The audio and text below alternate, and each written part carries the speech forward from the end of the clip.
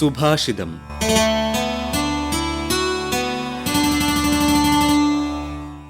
ഏറെ മനുഷ്യർക്കു കണ്ണുനീർ നൽകുന്ന യുദ്ധങ്ങളെന്തിനുവേണ്ടി?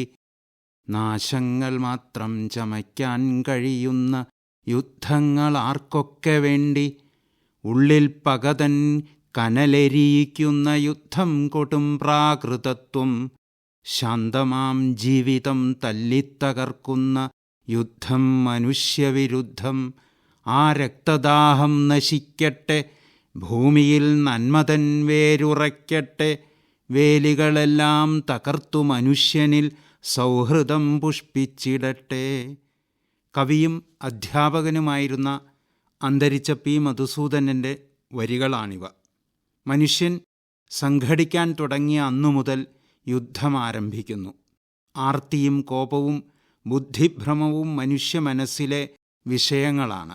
ഇങ്ങനെ ശ്രീബുദ്ധൻ പ്രസ്താവിച്ചിട്ടുണ്ട്: കാമക്രോധ ലോഭമോഹങ്ങളെ അടക്കണമെന്നത് ഭാരതീയ തത്വശാസ്ത്രത്തിൻ്റെ പൊതുമാനദണ്ഡമാണ്. അതിലോഭങ്ങളും അത്യാഗ്രഹങ്ങളും വ്യക്തികളെയും രാഷ്ട്രങ്ങളെയും നശിപ്പിച്ച ചരിത്രപാഠങ്ങൾ ഏറെയുണ്ട്. മനഃപൂർവ്വം കരുതിക്കൂട്ടി സംഭവിപ്പിക്കുന്ന അപകടങ്ങൾ, കുറ്റകൃത്യങ്ങൾ, അത്യാഹിതങ്ങൾ, കൂട്ടക്കുരുതികൾ എന്നിവ ഇന്നും നിത്യസംഭവങ്ങളാണ്. ഗ്രാമങ്ങളിലും നഗരങ്ങളിലും കുടുംബങ്ങളിലും ഓഫീസുകളിലും മറ്റും നടക്കുന്ന മർദ്ദനങ്ങളും കലാപങ്ങളും കലഹങ്ങളും യുദ്ധസമാനം പോലെ, മാറാരോഗം പോലെ മാനവ ജീവിതത്തെ താറുമാറാക്കുന്നു. യുദ്ധം മനുഷ്യ മനസ്സിൽ നിന്നാണ് ആരംഭിക്കുന്നത്. ചിലപ്പോഴൊക്കെ പരസ്പര സ്നേഹമോ വിശ്വാസമോ നന്മയോ അല്ല, മറിച്ച് വെറുപ്പാണ് മനുഷ്യനെ അതിവേഗം ഒന്നിപ്പിക്കുന്നത്. യുദ്ധം, സംഘർഷം, കലാപം എന്ന പേരിൽ ഇന്ന് ലോകത്ത് നടക്കുന്ന നീചപ്രവൃത്തികളുടെ സ്ഥായിയായ കാരണം വെറുപ്പും അതിമോഹങ്ങളും മറ്റുമാണ്.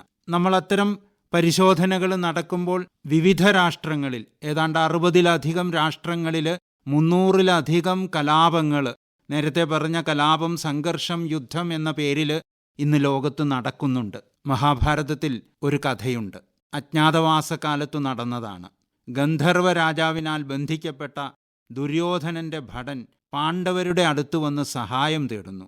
ധർമ്മപുത്രർ അർജുനനോട് രക്ഷകനായി പോകാൻ പറയുമ്പോൾ ഭീമൻ ചോദ്യം ചെയ്യുന്നു: തക്കം നോക്കി കൊല്ലേണ്ട ആളെ രക്ഷിക്കണം പോലും. അയാൾ എന്തെല്ലാം ആപത്തുകൾ വരുത്തിയിട്ടുണ്ട്, എന്തെല്ലാം പാപങ്ങൾ ചെയ്തിട്ടുണ്ട്. ഇതല്ലേ തരം?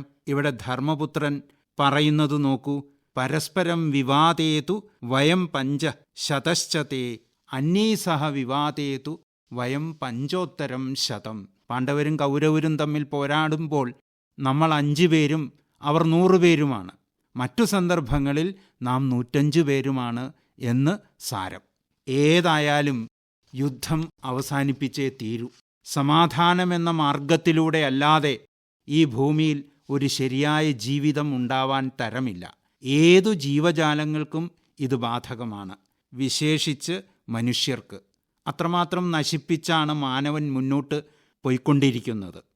ശാന്തിയുടെ മാർഗത്തിലേക്ക് എത്താതെ മറ്റു വഴികളൊന്നുമില്ല.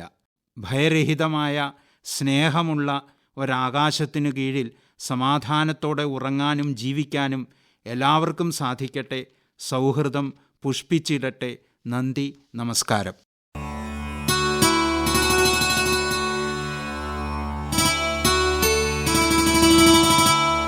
സുഭാഷിതം.